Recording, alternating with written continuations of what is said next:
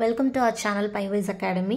Effort unlock success ன்னு சொல்லுவாங்க. ரொம்ப கம்மியான எஃபோர்ட் போட்டு ஈஸியா குயிக்கான டைம்ல பைத்தான் ஃபுல் ஸ்டாக் வந்து நம்மளால கத்துக்க முடியும். So day 4 Day 3ல என்னென்ன பார்த்தோம் அப்படிங்கறத பார்த்துட்டு கண்டினியூ பண்ணலாம். Day 3ல variables, identifiers and data types அப்படினா என்ன அப்படிங்கறத பார்த்தோம். இப்போ variables அப்படினா it is just like a container. ஒரு values ஸ்டோர் பண்ணி வைக்கிறதுக்காக நம்ம யூஸ் பண்றோம்.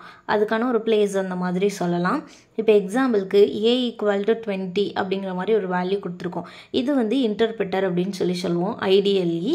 சோ இதுல வந்து b equal to 30 அப்படிங்கிற மாதிரி ஒரு வேல்யூ கொடுத்திருக்கோம். இப்போ நான் a and b இந்த ரெண்டையும் நான் என்டர் பண்ணி பார்த்தேன் அப்படினா a ல என்ன வேல்யூ இருக்கோ அது பிரிண்ட் ஆகும், b ல என்ன வேல்யூ இருக்கோ அது நமக்கு பிரிண்ட் ஆகும். சோ இப்போ இந்த ரெண்டு வேல்யூவும் பிரிண்ட் ஆகுது அப்படிங்கறப்ப மறுபடியும் அந்த a அப்படிங்கற சேம் வேரியபிளை நான் மறுபடியும் யூஸ் பண்றேன் வேற வேல்யூஸ் கொடுத்து அப்படினு சொன்னா எனக்கு ஆட்டோமேட்டிக்காவே நான் ரீசன்ட்டா என்ன வேல்யூ கொடுத்திருக்கணும். இப்போ a = 200 நம்ம கொடுத்திருக்கோமா, சோ அந்த வேல்யூவை தான் நமக்கு இந்த a அப்படிங்கற அந்த பர்టిక్యులர் வேரியபிள் வந்து எடுத்துக்கும்.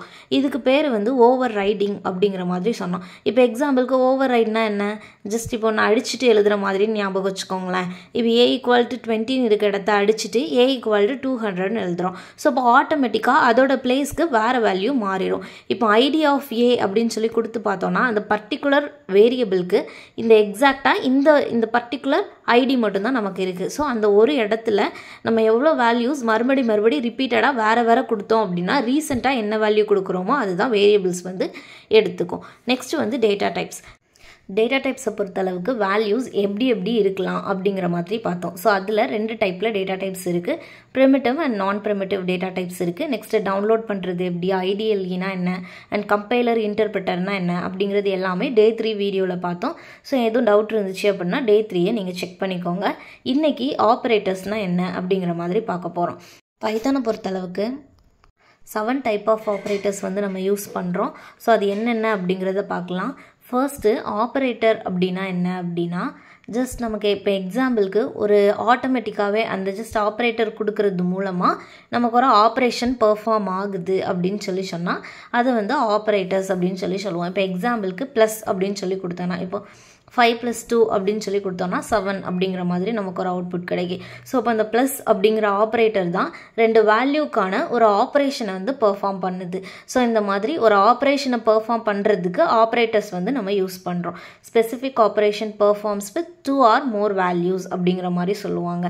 ஸோ இதில் ரெண்டு ஆப்பரன்ஸை யூஸ் பண்ணி வேல்யூஸில் நம்ம என்ன பெர்ஃபார்ம் பண்ணணும், ப்ளஸ்ஸா மைனஸா அந்த மாதிரி நம்ம என்ன ஆப்ரேட்டர் கொடுக்குறோமோ அந்த ஆப்ரேட்டருக்கு ஏற்ற மாதிரி ரெண்டு வேல்யூஸும் நமக்கு வந்து பெர்ஃபார்ம் ஆகும்.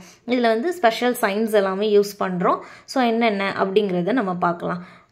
Arithmetic operator, assignment operator, logical operator, bitwise operator, membership operator and identity operator, comparison operator, இந்த எல்லா ஆப்பரேட்டர்ஸும் நம்ம யூஸ் பண்ணுறோம். இப்போ அரித்மெட்டிக் ஆப்பரேட்டர்ஸ்னால் நார்மலாகவே நமக்கு தெரிஞ்சிருக்கும்.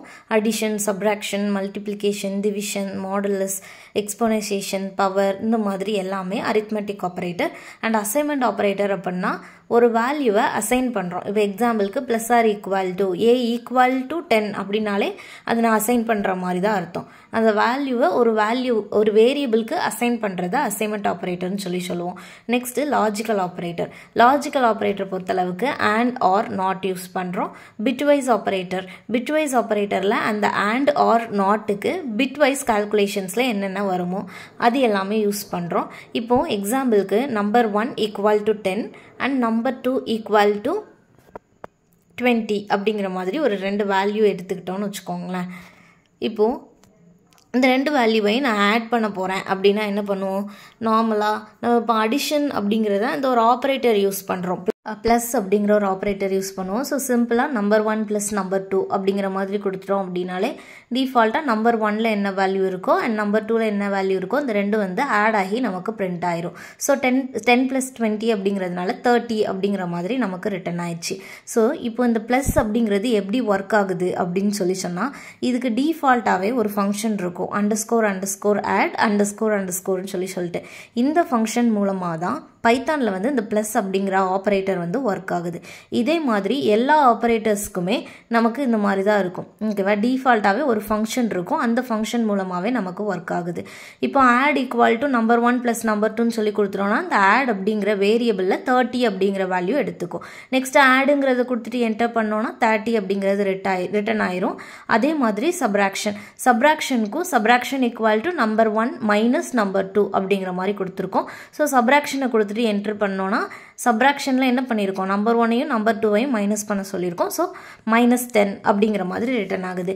இதே மாதிரி multiplication, division, modulus, exponentiation, floor division இது எல்லாமே நம்ம பண்ணிக்கலாம். இது எல்லாமே நார்மல் அரித்மெட்டிக் ஆப்ரேஷன் அப்படின்னு சொல்லுவோம். ஸோ இப்போ மல்டிப்ளிகேஷன்னா number 1 multiplication number 1 into number 2 int அப்படிங்கிறத ஸ்டார் அப்படிங்கிற மாதிரி இந்த சிம்பிள் வந்து எடுத்துக்கும்.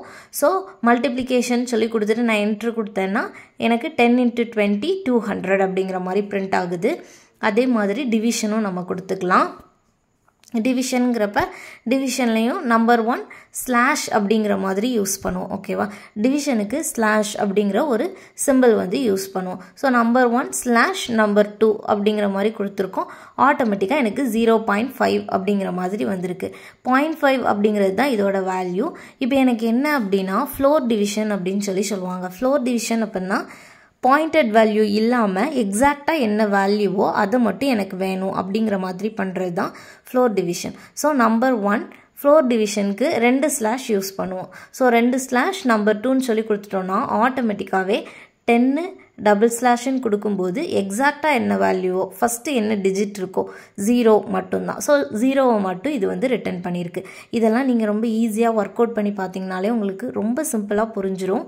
நெக்ஸ்ட் வந்து என்னென்னா மாடுலோ அண்ட் எக்ஸ்பொனன்சியேஷன். மாடுலோ அப்படிங்கிறது ரிமைண்டரை கால்குலேட் பண்ணுறது, எக்ஸ்பொனன்சியேஷன் அப்படிங்கிறது பவர் ஆப்ரேஷன். 2^3 அப்படிங்கிறப்ப 2 × 2 × 2 அந்த மாதிரி நம்ம கொடுத்தோன்னா அதை கால்குலேட் பண்ணி தரும். இந்த ரெண்டும் டாஸ்க்கு. ஸோ நீங்கள் ட்ரை பண்ணி பார்த்துட்டு என்னன்னு சொல்லுங்கள். நெக்ஸ்ட் வந்து assignment operator. So assignment operator அப்படிங்கிறது ரொம்ப சிம்பிள் தான்.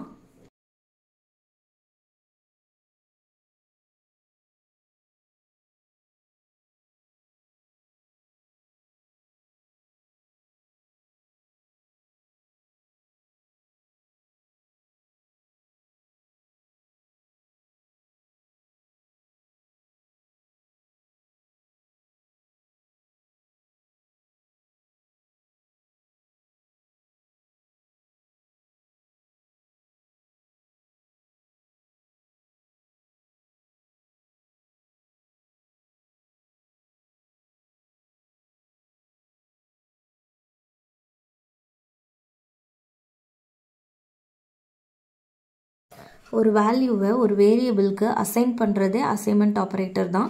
இப்போ a = ஒரு 5 அப்படின்னு சொல்லி நான் சிம்பிளாக கொடுத்தாலும் அந்த a அப்படிங்கிற வேரியபிளுக்கு நம்ம 5 அப்படிங்கிற ஒரு வேல்யூவை அசைன் பண்ணியிருக்கோம்.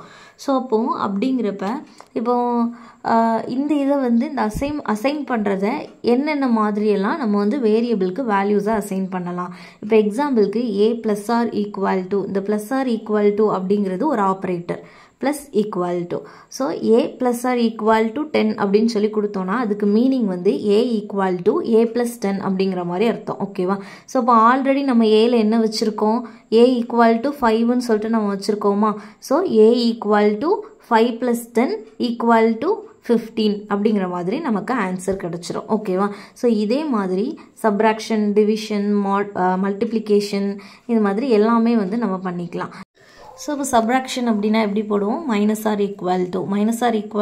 = என்ன மீனிங்கு, a = a - 2 அப்படிங்கிற மாதிரி அர்த்தம். ஓகேவா, ஸோ இப்போ நமக்கு a வந்து 15 இருக்குது. ஸோ 15 - 2 13 அப்படிங்கிற மாதிரி நமக்கு வந்து ஒரு அவுட்புட் கிடச்சிரும். ஸோ ஏவை வந்து செக் பண்ணோன்னா ஆட்டோமேட்டிக்காக 13 அப்படிங்கிற மாதிரி ரிட்டர்ன் ஆயிரும். ஓகேவா, அவ்வளோதான். இதுதான் வந்து அசைன்மெண்ட் ஆப்ரேட்டர் அப்படிங்கிற மாதிரி சொல்லுவோம். இதில் ப்ளஸ் மைனஸ் மட்டும் கிடையாது, மல்டிப்ளிகேஷன், டிவிஷன் எல்லாமே பண்ணிக்கலாம். இதெல்லாம் ட்ரை பண்ணி பாருங்கள். இன்கேஸ் எதுவும் டவுட் வந்துச்சு அப்படின்னா ஜஸ்ட் கமெண்ட் பண்ணுங்கள், என்னன்னு சொல்லிட்டு நான் ரிப்ளை பண்ணுறேன்.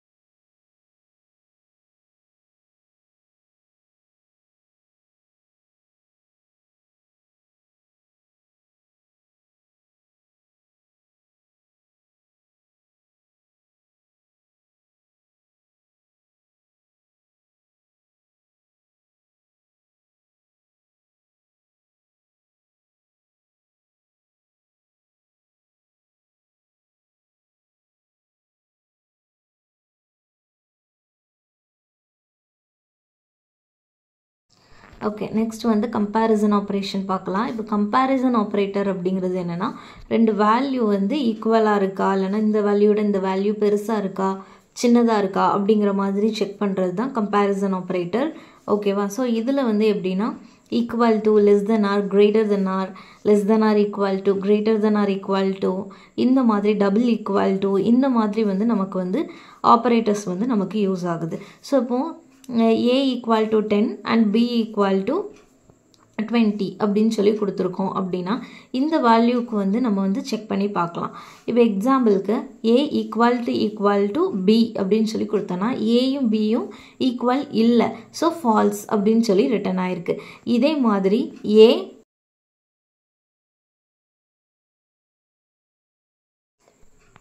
நாட் ஈக்குவல் டு B அப்படின்னு சொல்லி கொடுத்தோம் அப்படின்னா இந்த மாதிரி நாட் ஈக்குவல் டு அப்படின்னா ஒரு எக்ஸ்க்ளமேட்டரி சிம்பிள் யூஸ் பண்ணி ஈக்குவல் டு யூஸ் பண்ணிக்கலாம். ஸோ இது வந்து எப்படி எடுத்துக்கோன்னா ட்ரூ அப்படிங்கிற மாதிரி எடுத்துக்கும். ஓகேவா? ஏன்னா ஏயும் பியும் நாட் ஈக்குவல் டு தான். ஏ வந்து 10 இருக்குது, பி வந்து 20 இருக்குது. ஓகேவா? So not equal to. இதே மாதிரி less than or equal to, greater than or equal to, double equal to, இது எல்லாமே நம்ம வந்து பார்க்கலாம். ஸோ இப்போ A less than or equal to B அப்படிங்கிற மாதிரி இருந்துச்சு அப்படின்னு வச்சுக்கோங்களேன்.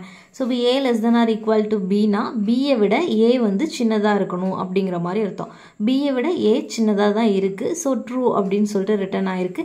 இதே மாதிரி A greater than or B equal to அப்படின்னு சொல்லி கொடுத்தோம்னா ஏயும் பியும் பியை விட ஏ வந்து பெருசாக இருக்கணும் அப்படிங்கிற மாதிரி நம்ம சொல்லியிருக்கோம்.